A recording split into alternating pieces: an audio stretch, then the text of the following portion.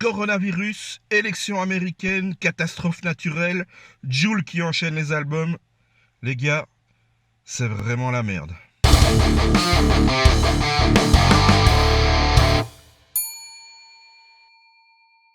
Là, ça commence sérieusement à sentir le fion. Hein.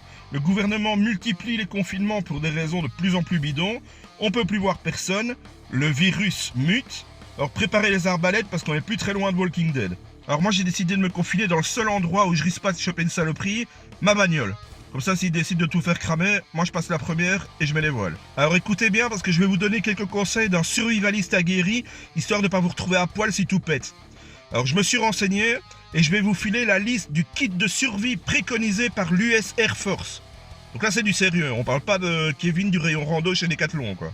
Alors il vous faudra un kit de couture, un ouvre-boîte, une brosse à dents, du dentifrice et du fil dentaire, une couverture, une lampe torche, un tuyau flexible, une scie circulaire, une boîte d'allumettes, 20 tablettes de purification d'eau, 200 mètres de fil de nylon, un sifflet, du répulsif à insectes, un réchaud, de l'éthanol, des gants, un couteau multifonction, un sac d'étanchéité, un miroir de signalisation, une boussole, une corde de 20 mètres, un rasoir, des fumigènes, des collets, une pelle à neige, une canne à pêche, du fil et des leurres, une gourde filtrante, un sac à dos, des barres de ration alimentaire, une trousse de soins, des bougies longue durée, un poncho, des chaussures de marche, une tente, des couverts et un piège à rats.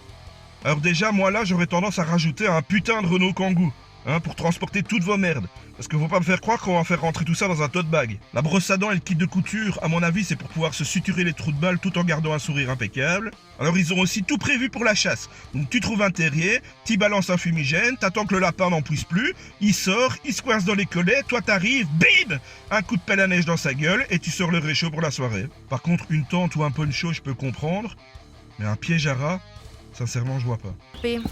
Bon bah je viens de choper ça. Hein.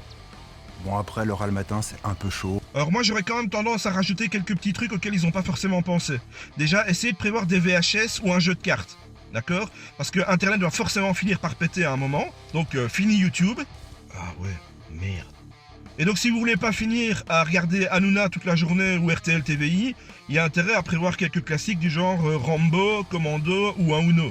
Alors essayez aussi de vous confiner à plusieurs, et de préférence avec des amis obèses. Parce que si un jour on a une pénurie de bouffe, vous pourrez toujours vous rabattre sur une cuisse ou un avant-bras. Et si vous êtes bon en maths, sur un gros d'âge et de poids moyen, si vous faites des rations, il y a franchement moyen de tenir un an. Et s'ils veulent pas se confiner avec vous, vous les invitez tranquillement pour un dernier repas en famille avant le confinement, et vous faites de la place au congélo. Alors, pour les femmes, n'oubliez pas de prendre avec vous votre sac à main, d'accord, pour ranger tout votre kit de survie.